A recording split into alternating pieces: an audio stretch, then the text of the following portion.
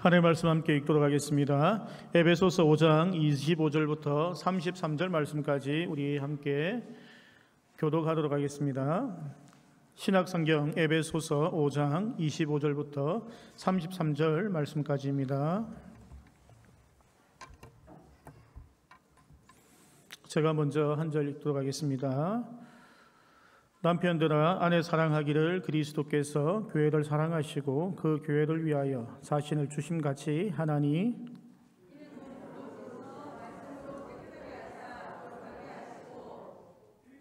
자기 앞에 영광스러운 교회를 세우사 티나 주름 잡힌 것이나 이런 것들이 없이 거룩하고 흠이 없게 하려 하심이라.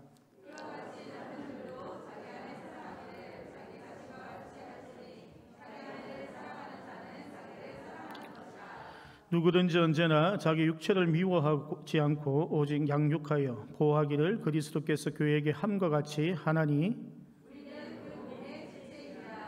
그러므로 사람이 부모를 떠나 그의 아내와 합하여 그 둘이 한 육체가 될지니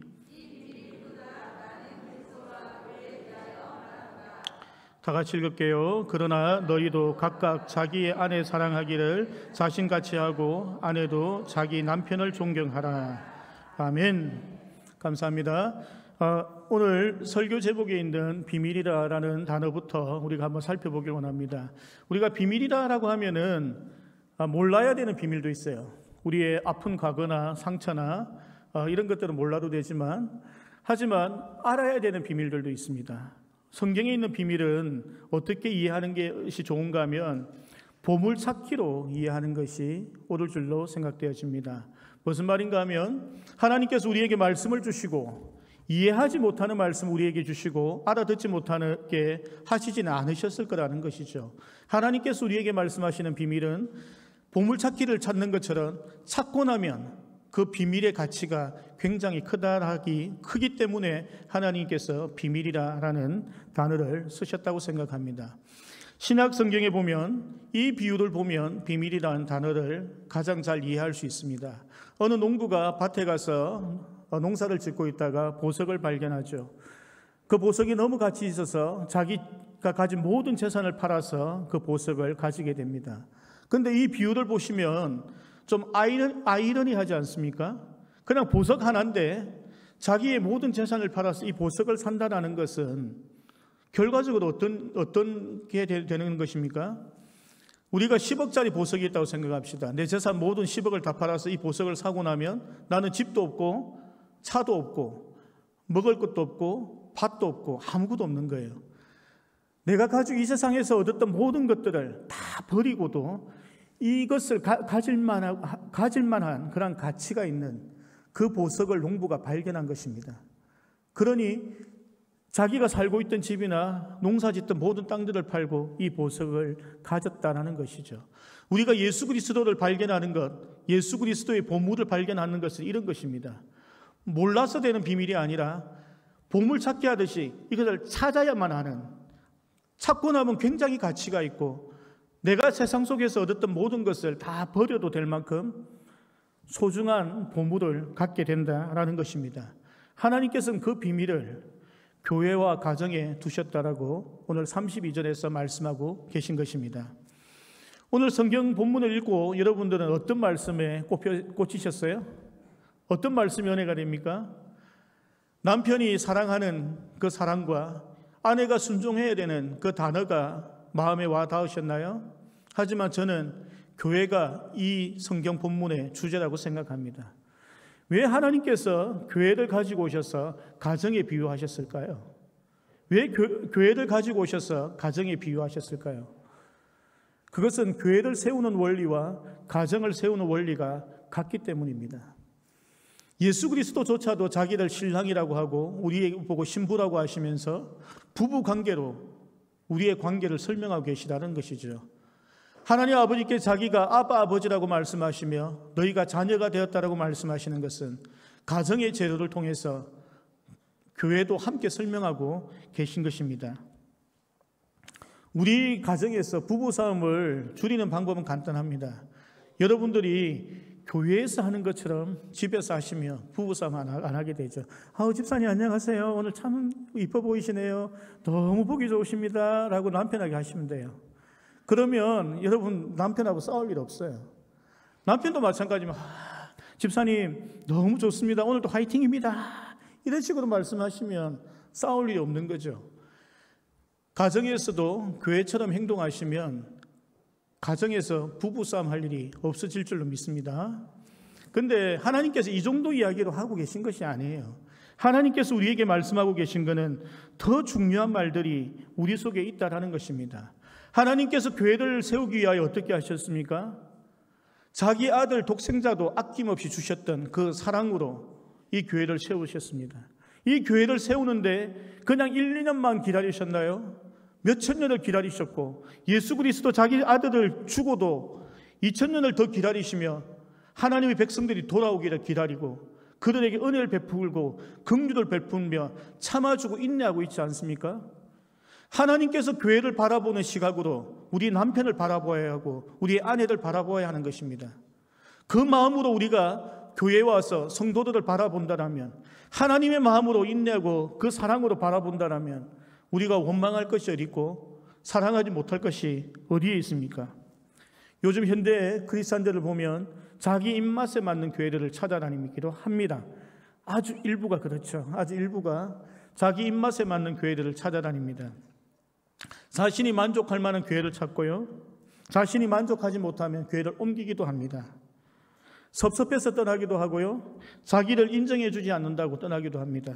여러분, 하나님의 사명이나 부르심 때문에 교회를 옮길 수도 있습니다. 자기 영혼이 정말 갈급해서 교회를 옮길 수도 있지만 자기 욕망을 채우기 위하여, 자기의 만족함을 채우기 위하여 교회를 찾아다니는 그런 떠내기 신앙은 하나님께서 우리에게 주신 그 교회의 본질과 가정의 본질을 전혀 이해하지 못한다라는 것입니다. 여러분, 이 해 아래 새 것이 어디 있고 해 아래 우리를 만족하여 하는 것이 어디에 있습니까? 이 세상에서 만족할 만한 것이 있다면 하나님께서 왜 천국을 예비하시나요? 왜 우리를 구원하여 하나님의 나라로 우리를 인도하겠다고 말씀하십니까? 이 세상에 있는 것을 주지요. 하나님께서는 이 세상의 것으로 우리가 만족할 수도 완벽할 수도 없기 때문에 하나님께서 우리에게 하나님께서 새로운 걸 준비하고 계십니다. 그런데 우리는 이 세상의 관점으로, 세상의 시각으로 나를 만족할 만한 것을 찾아 헤매고 있을 수 있다는 것입니다. 성도들 중에 이런 말씀하시는 분 계세요. 우리 아이들 보고 난 네 포기했다, 하나님만 바라보고 살겠다고. 아니, 우리 애들 왜 포기합니까? 하나님의 마음으로 바라봐야죠. 하나님께서 나를 인내하고 견디고 긍휼을 베푸시며 오랫동안 지켜보고 계신 그 하나님의 마음과 사랑으로 아이들을 바라보시기를 축원합니다. 여러분, 교회를 보실 때도 마찬가지죠. 나에게 가장 중요하고 가장 소중한 것을 내어놓았던 하나님의 사랑으로 내가 이 교회를 바라보고 이 교회를 섬겨야 한다는 것입니다. 우리가 부르심을 입을 때에, 하나님께서 예수 그리스도가 십자가에 못 박혀 돌아가실 때에 과연 우리는 어땠습니까? 하나님께서 이렇게 말씀하시잖아요. 너희가 다 죄인 되었을 때에 하나도 사랑할 수 없는 완전히 문제투성이인 너희들을 심판을 선택하지 않고 사랑을 선택하여 십자가를 주셨다고 말씀하지 않습니까? 그 마음으로 우리 가족을 바라보고 우리 교회를 바라보아야 한다는 것입니다. 여러분, 교회 생활을 하다 보면 짜증나는 사람이 있죠. 저 집사 때문에 내가 이럴 때 있잖아요, 그죠? 가정은 어떻습니까? 내가 진짜 예수님 때문에 라고 생각할 때가 있잖아요. 그런 사람들하고 같이 교회를 하고 그런 사람들과 함께 가정을 이루는 것입니다. 내 마음에 드는 것이 하나도 없는 사람하고 같이 교회를 다니고 같이 신앙생활을 한다는 것이죠. 그러니까 하나님께서 그 표현을 하신 거죠. 너희가 다 죄인 되었을 때에, 문제 있을 때에, 그때 내가 너희들을 택하여 내 독생자 아들을 주셨다고 말씀하시는 것이죠. 내가 정말 싫어하는 그 사람과 함께 신앙생활을 하라고 하시는 것입니다. 그것이 하나님께서 우리에게 요구하시는 교회에 대한 원리인 것이죠. 여러분, 교회라는 것은, 가정이라는 것은 태생부터 사랑하기 힘든, 너무 깊어서 좋아할 만한 게 없을 수 있어요. 왜? 그런 사람들이 이 교회 안에 있기 때문입니다. 정말 내하고 스타일이 안 맞는 사람이 있어요. 저 사람은 내 타입이 아니야. 왜 저 사람은 저렇게 하지? 라고 하는 사람들이 모여 있는 거예요. 그렇게 해서 교회가 시작되어지는 거예요. 내 입맛에 맞는 사람들끼리 모여서 교회를 하는 것이 아닌 것입니다. 내 입맛에 맞는 사람하고 결혼해서 사는 것이 아니라는 거예요. 그런 분도 가끔 계시죠. 얼마나 축복이고 행운이겠습니까? 하지만 하나님께서 보편적으로 말씀하시는 것은 마음에 들지 않는 사람, 내 아니면 사랑해 줄 수 없는 사람, 그 사람들과 함께 교회에 모으셔서 교회를 이루게 하시고 그런 사람들과 함께 가정을 꾸려서 그 사람을 나에게 부탁하신 것입니다. 여러분들 모두 다 서대경 목사님한테 부탁한 거예요. 서대경 목사님도 여러분 부탁한 거예요.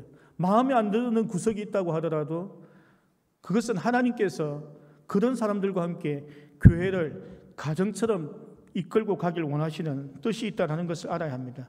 그런데 그것이 여러분 하나님의 그냥 주신 사명으로만 우리가 버틸 수가 없어요. 하나님께서 그거 너무 잘 아시거든요. 인간들은 분명히 자기가 좋아하는 스타일이 있고 자기 자식, 피가 섞인 자기 자식을 남보다 더 사랑한다는 건 너무 잘 아십니다. 여러분 저도 내 자식이 더 소중하거든요. 가끔 제 자식을 혼내는 선생님 보면은 저도 그렇게까지 할 필요 있나라고 생각을 하면서 저도 애들 보고 막 뭐라 하거든요. 그것이 인간이 가지고 있는 본성이에요. 여러분 남편을 위하여 하는 행동과 아내를 위하여 생각하는 마음과 자식을 위한 마음 똑같습니까? 똑같으면 저는 거짓말일 것 같아요. 우리는 당연히 내 자식을 더 소중하게 여기죠. 왜냐하면 내가 낳았기 때문입니다. 그런 인간적인 본성들을 하나님께서 아시기에 우리에게 교회에 하나님께 하나의 장치를 주셨는데 그것이 성찬이라는 걸 주셨습니다. 예수 그리스도의 보혈과 예수 그리스도의 몸을 함께 나누어 우리가 하나님의 피로 예수 그리스도의 피로 가족이 되게 만드셨다는 것이죠. 우리가 성찬을 나눌 때마다 저 보기 싫은 저 집사, 저기 마음에 안 드는 내 남편과 함께 성찬을 나누어야 하는 것입니다. 왜? 하나님께서 그런 우리를 사랑하고 품으셨기 때문입니다. 그 마음으로 우리 교회를 보셨고 우리 가정을 세우셨기 때문입니다.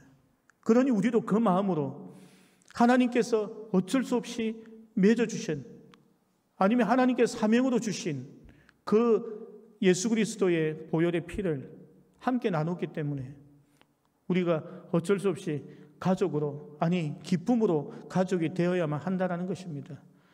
우리 성도들을 이제 바라볼 때는 내 자녀를 바라보는 것처럼 바라보시길 부탁드립니다.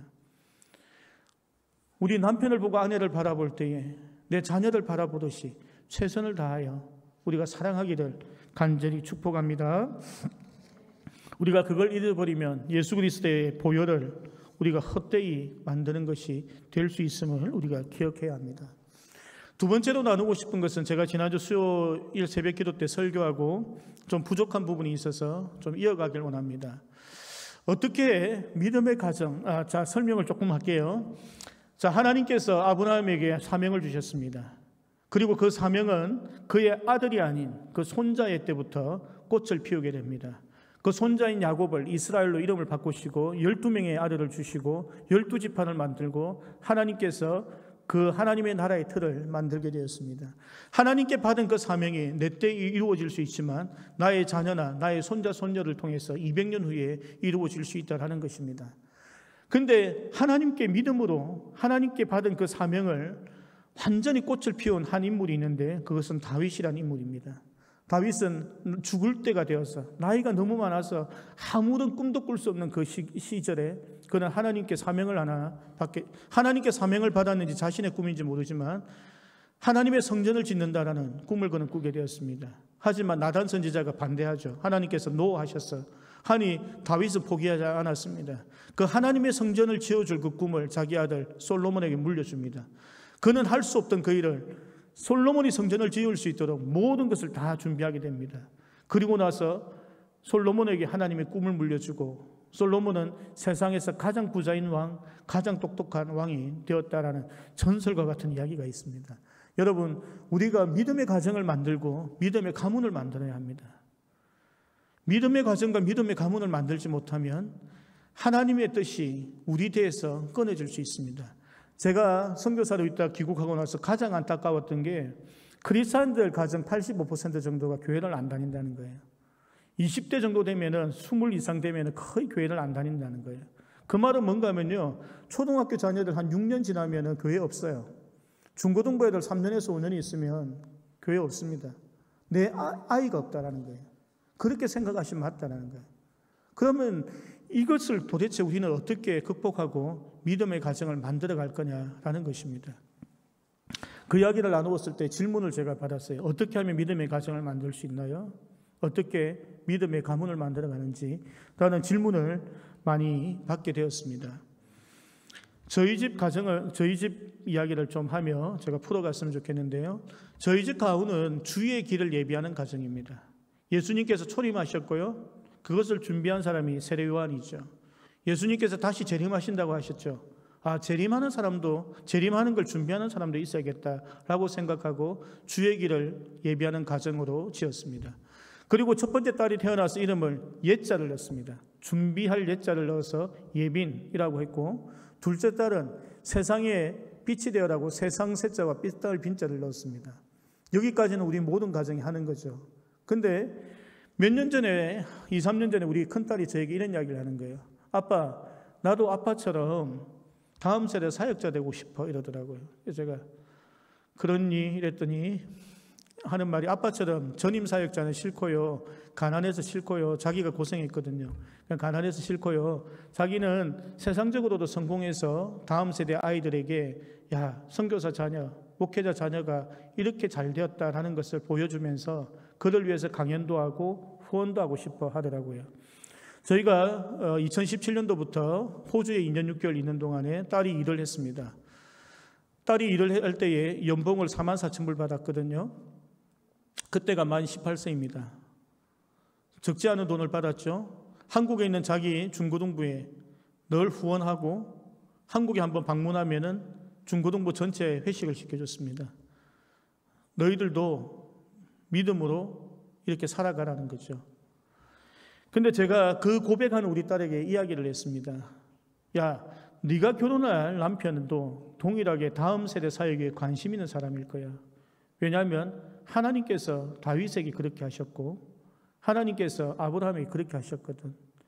너희 남편은 잘생긴 사람이 아니고 다음 세대 사역을 꿈꾸는, 다음 세대의 꿈을 가진 자일 것이다. 그 말하고 나서 내 마음속에 나는 내 손자가 앞으로 어떤 일을 할지가 궁금해진 거예요. 그래서 25대면 결혼해라고 제가 푸시하거든요. 야, 결혼은 25대 하는 거야? 빨리 결혼하고 남편하고 여행 다니고 친구하고 노는 것보다 남편하고 노는 게 더 재밌어? 남편하고 여행 다니고 남편하고 선교 다니고 남편하고 같이 영화도 보고 밥 맛있는 거 먹어도 다녀. 친구하고 놀면 재미없다라고 제가 꼬시고 있습니다. 그래서 저희 딸들은 25쯤 되면 결혼한다고 생각합니다. 왜냐하면 제가 빨리 손자를 봐야 되거든요. 도대체 내 손자를 통해서 하나님께서 정말 야곱과 같은 일을 행하실까? 정말 솔로몬과 같은 일을 행하실까라는 궁금증이 생긴 것이죠. 여러분 모든 가정이 하나님께 주시는 사명을 발견할 때에 그 사명을 나에게만 적용하지 말고 우리 모든 가족이 꿈꾸는 하나님의 꿈을 얻게 된다면 그때부터 믿음의 가정이 출발하는 것입니다. 아브라함이 믿음의 가정을 시작은 했죠. 하지만 가문이 되지 못했죠. 아들을 낳았는데 이삭 한 명만 태어났습니다. 그 한 명을 보면서 어떤 생각을 했을까요? 모래알처럼 많은 자손을 준댔는데 이 한 명 가지고 다 보이진 않았을 거예요. 그런데 이삭이 야곱을 낳고 야곱을 통해서 12지파를 이루어가는 그것을 아브라함이 봤다라면 하나님께서 약속하셨던 그 말씀이 우리의 자녀들을 통하여 이루어지는 그것을 보며 놀랍게 하나님을 찬양했을 줄로 믿습니다. 여러분, 우리가 이제는 하나님의 꿈들을 우리 가정으로 가져와야 합니다. 하나님의 꿈들을 우리 가정의 기도 제목으로 두어야 합니다. 그리고 그 꿈을 우리 가족 모두가 꿈을 꿔야지 하나님의 놀라운 믿음의 가문을 이룰 수 있다라는 것입니다. 여러분, 기도할 때에도 우리 자녀들을 위해서 중보기도하는 거 좋죠. 맞습니다. 하지만 아이들과 같이 기도해야 합니다. 우리가 선교지에 있을 때, 선교지를 옮길 때요, 우리 애들 유치원 이럴 때도 다 같이 애들한테 기도 제목 주고 이제 하나님께서 다른 곳으로 옮기실 것 같아. 우리 함께 기도하자고. 아이들이 그때부터 우리 가정을 위하여 기도했습니다. 우리의 기도 제목이 생긴다라면 우리 가족들과 나누고 함께 기도하고 그 꿈을 함께 공유해 나가는 거죠. 그리고 하나님께 이루시는 그 놀라운 기적들을 보게 되는 거죠. 그것을 우리 아이들은 동일하게 경험하는 거죠. 내가 기도하고 이룬 것, 와, 하나님 하셨네, 나만 아는 것이 아니라 우리 아이들도 같이 기도했기 때문에 아이들도 하나님의 행하심을, 우리 가정의 역사하심을 함께 본다라는 것입니다. 여러분, 기도 특공대 좋습니까? 기도 특공대, 우리 가족끼리 기도 특공대 방을 만드셔서 함께 기도하십시오. 어머니 기도 마이피가 교회에 있는 걸로 제가 알고 있습니다. 또 시작하려고 합니다. 그 마이피 기도, 원래는 엄마들끼리 모여서 기도하는 것이었죠. 근데 제가 보니까 이걸로는 부족하다, 이건 아니다, 아이들도 같이 그 기도에 집어넣자 해서 엄마들 기도 플러스 아이들과 엄마가 같이 기도할 수 있는 기도문을 같이 만들었습니다. 벌써 한 5년째 저희가 이걸 공급하고 있거든요, 주변에. 그러니까 아침마다 엄마랑 자식이 같이 큐티하고 함께 기도하고 학교를 가는 거예요. 아침에 못하면은 저녁에 오면 같이 큐티하고 같이 기도하는 거예요. 그 좋은 것을 우리 가족과 함께 하여야 한다는 것입니다. 여러분, 가족과 함께 말씀을 나누고 가족과 함께하는 봉사활동들도 만드셔야 합니다. 붕어빵 전도 좋죠? 그럼 그 붕어빵 전도를 저분들만 하게 두는 것이 아니고 우리 가정에 가지고 오는 거예요. 우리 아이들을 위해서 붕어빵 몇 개 가지고 하고 나를 위해서 붕어빵을 가져가는 거예요. 아이들에게, 야, 전도하고 싶은 친구 있니? 물어보고 있으면 우리 같이 기도하자. 기도하고 이 붕어빵을 갖다 주자. 그럼 그 아이가, 자녀가 붕어빵을 친구에게 갖다 주는 거예요. 붕어빵 그 전도 그 좋은 거를 왜 아이들한테 안 시키나요? 왜 딴 사람들만 하고 나만 하고 있나요? 그것을 우리 가정에 가지고 와서 아이들 보고 친구들에게 붕어빵을 전달하게 하는 것이죠. 또 엄마가 또 붕어빵을 가지고 옆집에 갈 수 있잖아요. 그때 아이들 보고 기도해 달라 하세요. 엄마가 옆집 아줌마 전도하려고 붕어빵 들고 갈 거야. 네가 기도해 줘야 돼. 아이가 기도해 줘요. 그 붕어빵을 들고 옆집에 가는 거예요. 옆집 아줌마가 다음 주 우리 교회 왔죠? 아이가 기절할 거예요. 내가 기도해서 됐다고 얼마나 기뻐하겠습니까? 그 좋은 것을 왜 우리 가정으로 가지고 오지 않느냐라는 것입니다. 단기 선교가 하면 아이들 데리고 가세요. 아이들 데리고 가셔서 아이들이 할 수 있는 선교를 가족 단위로도 하셔야 하는 것입니다. 교회 학교 봉사하죠. 뭐 주일학교 선생님을 하거나 우리 찬양팀으로 섬기죠. 우리 아이도 그 팀에 넣으세요. 제가 부산의 어느 교회 찬양 인도할 때에 우리 딸이 마침 중학교 1학년이 되었어요. 우리 딸이 싱어하고 제가 찬양 인도를 했습니다. 그게 얼마나 보기 좋나요? 아빠가 찬양 인도하고 아무도 그 애가 내 딸인 줄 모르고 그냥 뽑힌 거예요. 그 아이가 찬양 싱어를 하고 아빠가 찬양 인도를 하는 거예요. 저는 그것이 굉장히 좋다라고 생각합니다. 여러분, 대를 이어서 물려주는 교회 봉사 얼마나 멋있습니까? 우리는 3대째 거제 오산나 교회 주일학교 교사야. 얼마나 멋있습니까? 네 아들 낳으면, 네 딸을 낳으면 너 아들 딸도 거제 오산나 교회 주일학교 교사 시켜라고. 그런 꿈을 우리가 물려줘야 되지 않겠습니까? 그런 것을 우리가 우리 자녀들에게 물려주고 그런 대화들을 해야죠. 그런데 대부분 부모님들 뭐라고 합니까? 아이들하고 대화할 게 없대요. 당연히 대화할 게 없죠. 무슨 이야기를 하겠어요? 아이들하고 내하고 공감대가 되는 게 뭐가 있나요? 없죠. 만들어야죠. 그 공감대를 만들기 위해 저희는 우리 아이들 어릴 때에 엄마 아빠가 봤던 만화 영화를 보여줬어요. 들장비 캔디, 아기 공룡 둘리. 아이들 그거 다 알아요. 그 다음에 우리 아이들이 보는 만화, 뭐 스폰지밥 이런 거 있거든요. 그럼 같이 앉아서 보는 거예요. 공감대가 만들어지고 대화거리가 생기잖아요. 지금도 우리 아이돌 그룹들 뭐 이런 거 보거든요. 같이 보는 거예요. 뭐 BTS부터 시작해 모든 아이돌 제가 다 알아요. 다 아는데 같이 보고 이야기 공감대를 형성해 주는 거예요. 쟤 누구네? 저 CF에 누가 나오잖아요. 쟤 애들 누구네? 그것만이라도 아이들하고 대화할 수 있는 물꼬가 트인다는 것이죠. 거기 플러스해서 신앙적인 이야기들도 아이들과 함께 하는 것이죠. 그러면 아이들과 우리들 사이에 공감대, 기도 제목, 함께 봉사하고 함께 사역하는 그것이 우리 가정에 생긴다는 것이죠. 그 속에서 하나님께서 우리에게 꿈을 주시는 거예요. 너희 가정은 거제 오산나교회 주일학교 교사 가정으로 내가 삼을 거야. 너희 가정은 거제 오산나교회 찬양팀 3대를 이어서 4대를 이어서 해 라고 하나님께 사명을 주시는 거예요. 그걸 통해서 우리 가정이 믿음의 가문으로 만들어지고 완성되어져 간다는 것입니다. 말씀을 마무리하고 맺도록 할게요. 하나님께서 진짜 꼴배기 싫은 사람과 부부 관계도 엮으셨어요. 진짜 내 스타일 아닌 사람들과 교회에 하나님께 엮으셨습니다. 그리고 나서 그 중간에 하나님께서 연결고리로 하나님 예수 그리스도의 보혈을 주신 것입니다. 우리 속에 꼴보기 싫은 사람, 만나기 싫은 사람, 대화하기 싫은 사람, 내 스타일이 아닌 그 모든 사람들, 하나님께서 교회를 세우셨던 그 정성과 사랑으로, 하나님께서 우리를 바라보는 그 사랑의 눈빛으로 우리가 바라보고 섬겨야 한다는 것입니다. 그렇게 섬길 때에 우리의 교회가 가정이 된다는 것입니다. 우리의 가정 역시는 마찬가지입니다. 꼴보기 싫은 그 사람들을 하나님께서 나에게 부탁하신 거예요.